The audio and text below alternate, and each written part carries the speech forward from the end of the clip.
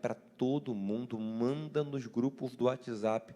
Gente, as pessoas não têm vergonha de mandar fake news, você vai ter vergonha de mandar a verdadeira news, a good news do Senhor. Manda o link para todo mundo, em nome de Jesus. Pai, te glorifico pela igreja que tem sido generosa com a tua obra, que tem abençoado a tua obra, Senhor, nesse tempo difícil. Abençoa cada casa e cada família. Te peço também agora que o Senhor abençoe esse momento da tua palavra. Abre o nosso coração para recebê-la. Usa Saulo em nome de Jesus. Amém.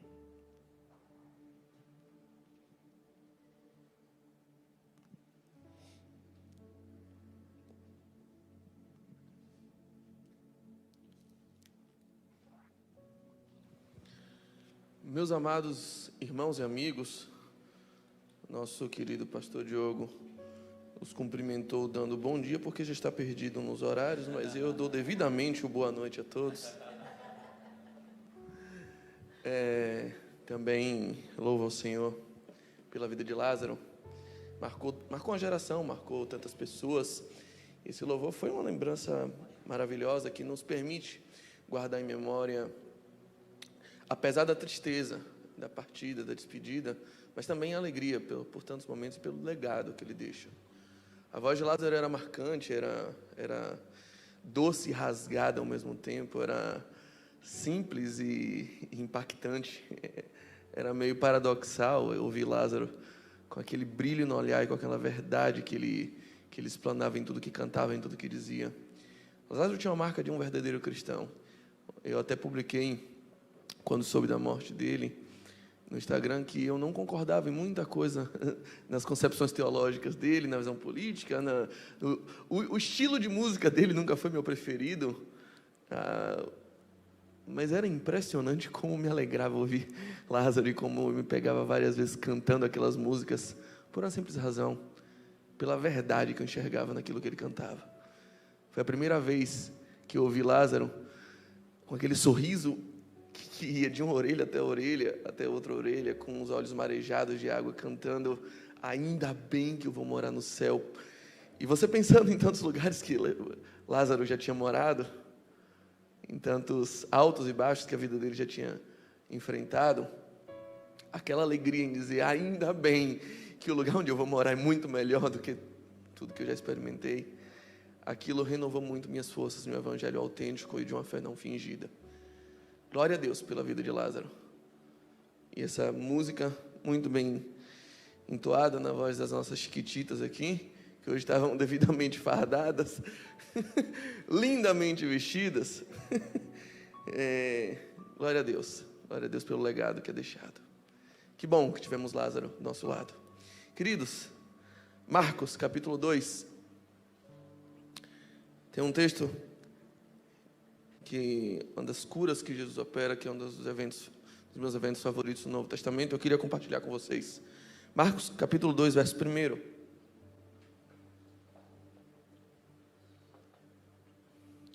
Falei para o pastor Diogo antes, que hoje eu ia pregar como nos tempos que eu pregava na igreja Maranata. Vai ser uma mensagem rápida. Vai ser uma mensagem naquele estilo.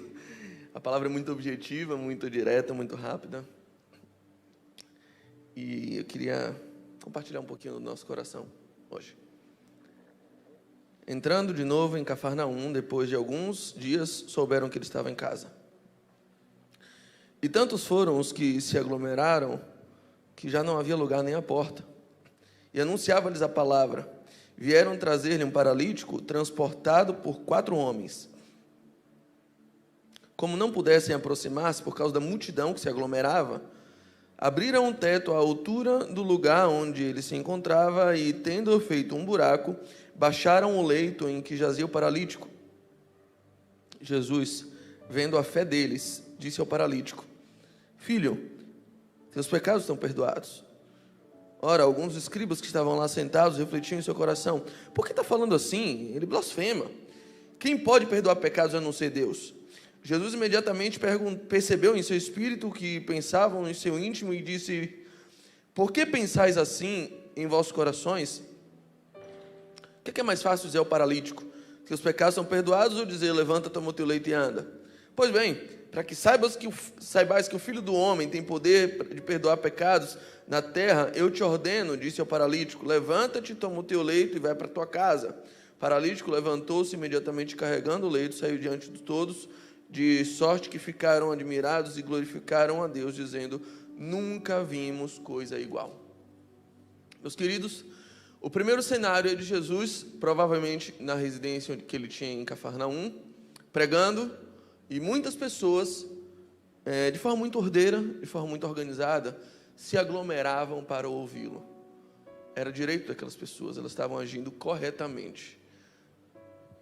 Cada uma em sua posição, e a Bíblia diz que formou-se uma multidão, a aglomeração, e eles fazendo valer os direitos que lhe assistiam a Jesus.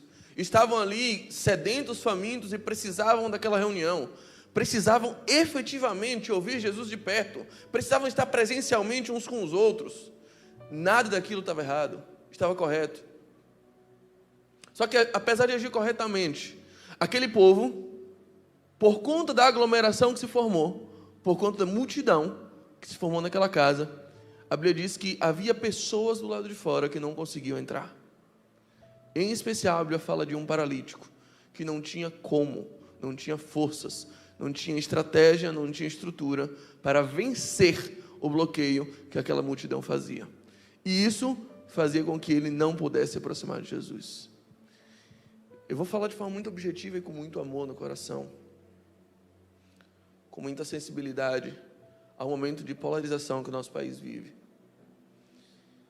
A gente vive num ambiente em que há muitos irmãos, no meio de tanto desespero, que vêm, e de forma muito legítima, de forma muito plausível, a igreja como último reduto de esperança à sociedade. Que percebem que os cultos ainda são momentos onde nós podemos compartilhar dores, onde nós podemos chorar aos pés do nosso Senhor, do nosso Salvador. E muitas vezes nós percebemos os protocolos, e sinceramente, do período onde eu tenho passado, inclusive em repartições públicas, na advocacia, nos ambientes profissionais corporativos, eu não vejo nenhum ambiente onde os protocolos são tão bem seguidos, tão bem obedecidos como nas igrejas.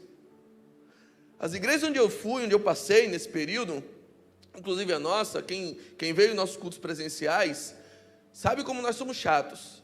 Baixou a máscara, tem um atribulado do seu lado, irmão, melhor aí, ei, vamos dar o testemunho. Como nós nos esforçamos para seguir protocolos, para preservar e para manter os nossos cultos da melhor forma possível. Na maioria das igrejas que eu fui, essa foi a regra. Os convites que eu atendi de irmãos muito preciosos, eu fui e de fato eu via um povo muito empenhado em seguir os protocolos, mas em manter os cultos ali. Aí chega um momento, porém, em que as nossas reuniões, por mais lícitas, e por mais que expressem desejos sinceros do nosso coração, têm impedido que algumas pessoas necessitadas, aleijadas emocionalmente e espiritualmente, paralisadas, que estão do lado de fora, elas se sentem impedidas de acessar. Porque muitas vezes as nossas reuniões soam para muitos como falta de sensibilidade perante a sociedade. Por mais que esse não seja o nosso sentimento, por mais que esse não seja o sentimento dos cristãos, em sua grande maioria, para muita gente que está de fora, vem que às vezes tiveram que paralisar seu comércio, que tiveram que paralisar, mas a igreja muitas vezes insiste em aglomerar. Você que está dentro sabe que isso está sendo feito da melhor forma possível, que você está fazendo valer um direito, e às vezes a gente tem uma vontade de dizer, poxa, eles estão criticando injustamente, problema deles. A gente sabe que a gente não está errado, é problema deles, e eu concordo, é problema deles.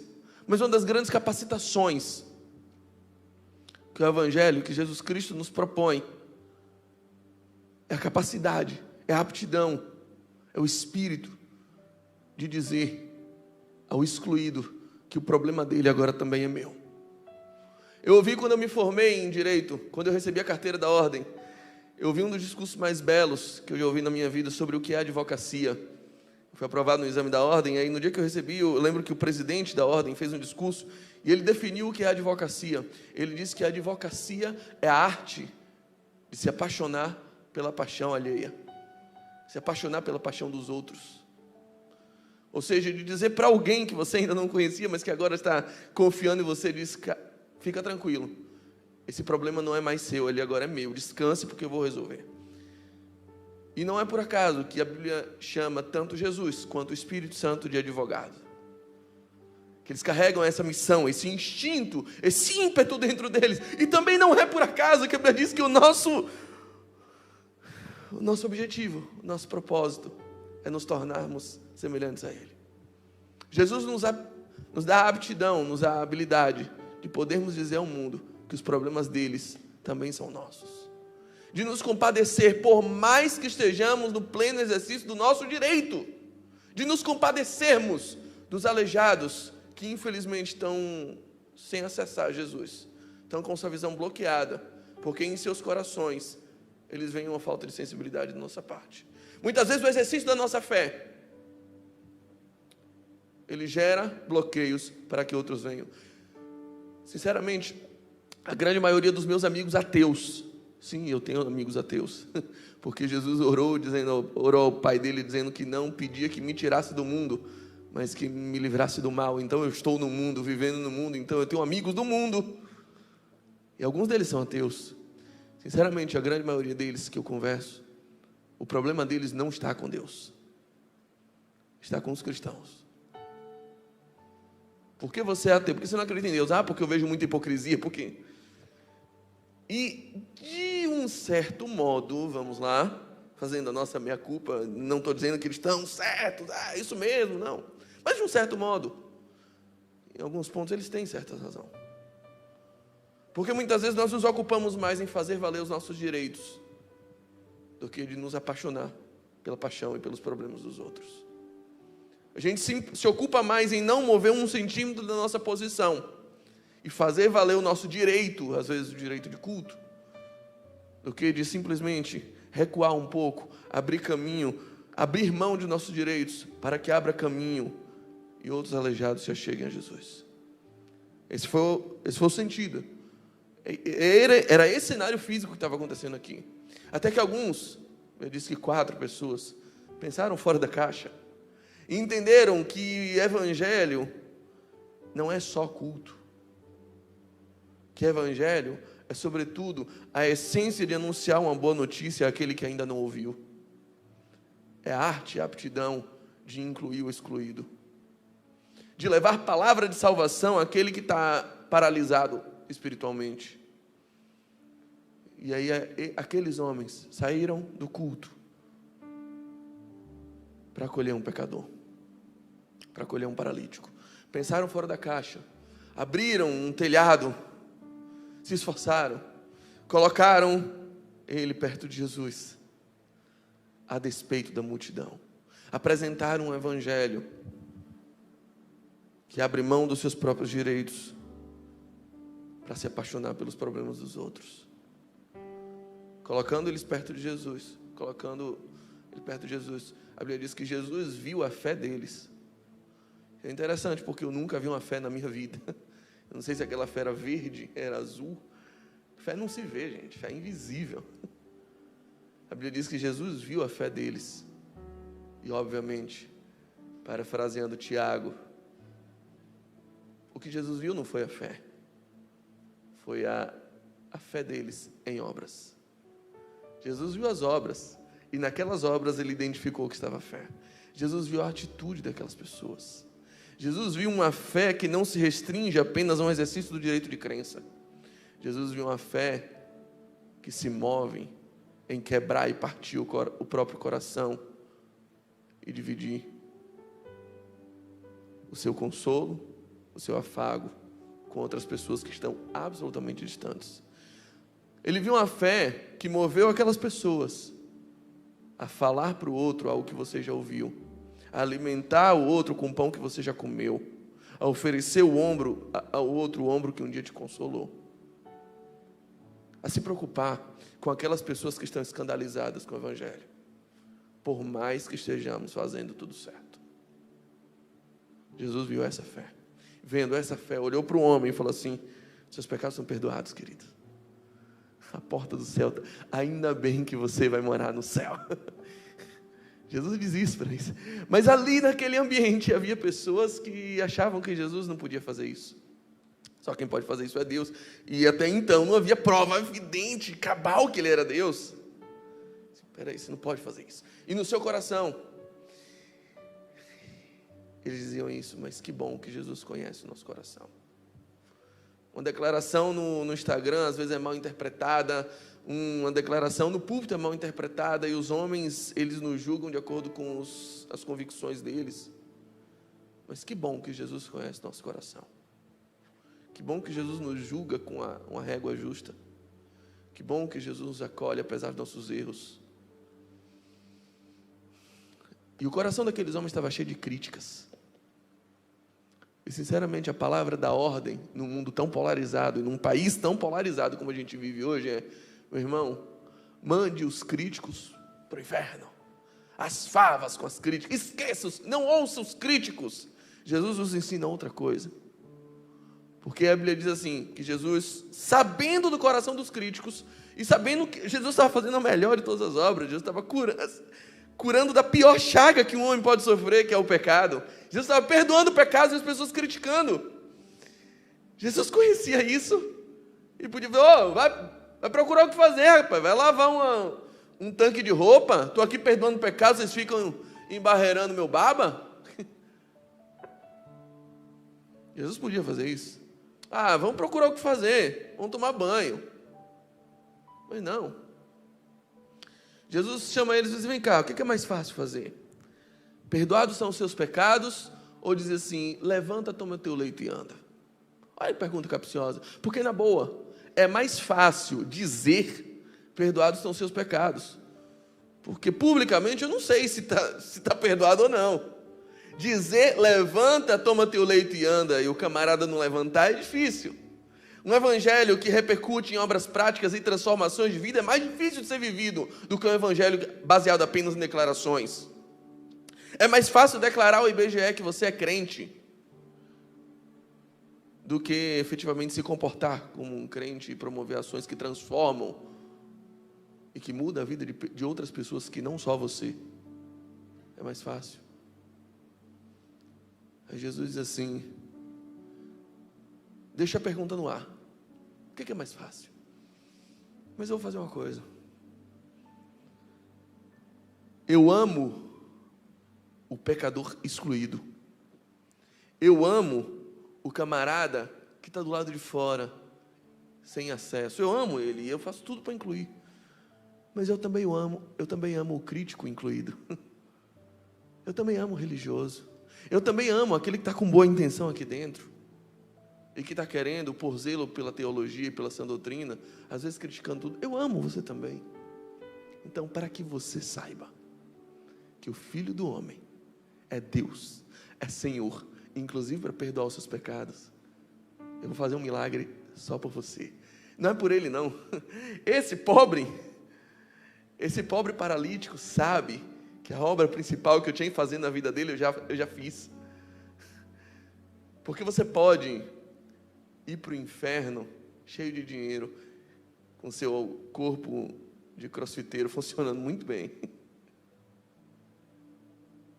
Mas para o céu, para a eternidade, para um reino futuro com Cristo, para passar a eternidade do lado dele, basta uma palavra de absolvição da parte dele, dizendo: seus pecados estão perdoados.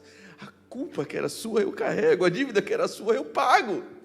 Então para ele a obra estava completa, não era para ele que Jesus estava operando. Jesus estava operando um milagre de transformação na vida alheia, em favor de corações críticos, que precisavam de amor também, assim como o pobre excluído. Eu quero dizer com isso que Jesus tem um sentimento de amor, de acolhimento, de um amor customizado, individualizado para cada um de nós, independente das suas convicções morais, sociais, políticas. E é importante a gente pensar nisso, que Jesus, ele trata com carinho e ele acolhe aquele que era aquele que tinha talvez ódio dos cristãos, porque impediam que ele acessasse a Deus. Ele diz: ei, vem para cá, para com esse ódio, Eu vou fazer você caminhar de novo. Eu vou te dar uma outra visão do que é o Evangelho. Mas ele também tinha amor por aqueles que estavam ali zelosos pelo culto. Precisamos acordar e parar de pautar e de julgar uma mensagem, parar de ler a Bíblia de acordo com a pauta política. Essa mensagem é de esquerda, essa mensagem é de direita. Se a gente fala sobre críticas ao posicionamento do governo local, é porque você é de direita. Aí se você fala com posicionamento ao governo federal, você diz que, assim, pelo amor de Deus. A gente hoje lê a Bíblia de acordo com a pauta política, quando nós devíamos enxergar a política de acordo com a pauta espiritual e bíblica. Antes a gente olhava para a palavra de um político, seja ele de qualquer partido, e dizia, isso está de acordo com a Bíblia, isso não está de acordo com a Bíblia. Agora a gente lê a Bíblia, a gente ouve pregações, a gente ouve posicionamentos de pastores e diz, isso aqui é da esquerda, isso aqui é da direita. A política virou a régua da Bíblia, enquanto a Bíblia poderia e deveria, e pelo amor de Deus que volte a ser, a pauta de todo posicionamento moral e político no Brasil. E é com isso que eu finalizo. Mostrar um Jesus que está muito acima das nossas briguinhas e que acolhe de formas diferentes. Para uns, para o pobre miserável,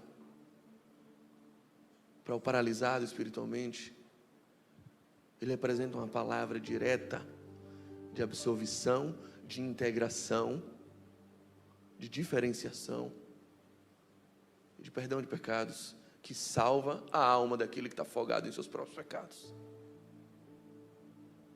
Jesus ama o pecador excluído, o paralítico excluído. Mas para o religioso, zeloso e muitas vezes crítico, ele tem outra palavra, mas que é igualmente confortante, que é igualmente amorosa, que é igualmente compreensiva, que é igualmente tolerante, mas que também é transformadora. Ele mostra milagres, ele mostra o seu poder, ele mostra que ele ainda continua no controle, que ele ainda comanda. Muitas vezes ele diz, olha, minha obra estava completa, o meu poder já se aperfeiçoou, já foi mostrado aqui. Eu não tinha um compromisso, obrigação de fazer, mas eu estou fazendo porque eu amo vocês. Está aqui. Ele opera e transforma uma vida. Alguém que entra rastejando, entra carregado, sai andando com as próprias pernas. Alguém que veio carregado pela mágoa, carregado por uma cama, carregado por um sentimento, carregado pelo ódio. A partir de agora diz, cama, você não me domina mais, eu é que te domino. Posição idolatria política, você não me domina mais, eu te domino agora. Jesus dá esse poder para a gente, de não ser dominado por feitiços políticos, ideológicos, morais, mas para entender que a nossa posição como cidadãos do reino de Deus é de dominar, é de governar, mas principalmente governar a partir do serviço. Infelizmente, há dias atrás, a gente está o tempo todo colhendo declarações infelizes de todos os lados. Depois de algumas declarações de um lado, eu queria especialmente falar de uma em que ficou evidente a declaração de um jornalista que disse que o choro é livre.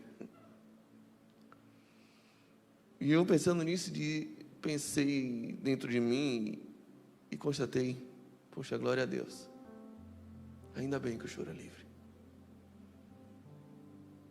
Ainda bem que eu posso dizer para tantas pessoas que perderam entes queridos, para tantos amigos que se foram, para tantas famílias que estão orando nas portas dos hospitais, pelos seus parentes definhando, e talvez para alguém que esteja me assistindo agora em um hospital, preocupado com a própria saúde, sem saber que rumo vai tomar. Eu posso dizer para vocês, e posso dizer também para os pais de família que estão perdendo seus empregos, incapazes, impossibilitados, impedidos de abrir seus comércios, Para você que não sabe o que fazer da sua vida profissional e como vai trazer comida para os seus filhos, para esses dois grupos que estão sofrendo de uma forma absurda e de forma impensável na nossa história, eu posso dizer para vocês: ei queridos, o choro aos pés do nosso Senhor é livre, porque Ele acolhe os enlutados, porque Ele salva os feridos, porque Ele cura aqueles que estão abalados, porque Ele dá comida aos famintos, porque Ele dessedenta os sedentos, porque Ele ouve as nossas dores, e Ele não despreza o choro, a aflição de um coração quebrantado na sua presença. O choro aos pés do nosso Senhor continua sendo livre, e que bom que nós podemos depositar as nossas lágrimas diante dEle, porque Ele se compadece. Vamos orar. Oh Pai,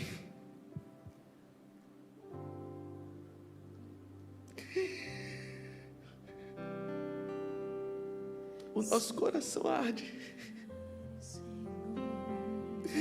e dói de saudade. Senhor, nunca perdi tantos amigos.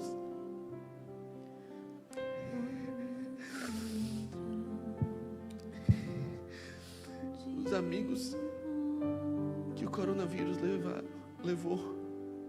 Os amigos que se afastaram por convicções políticas. Oh Senhor,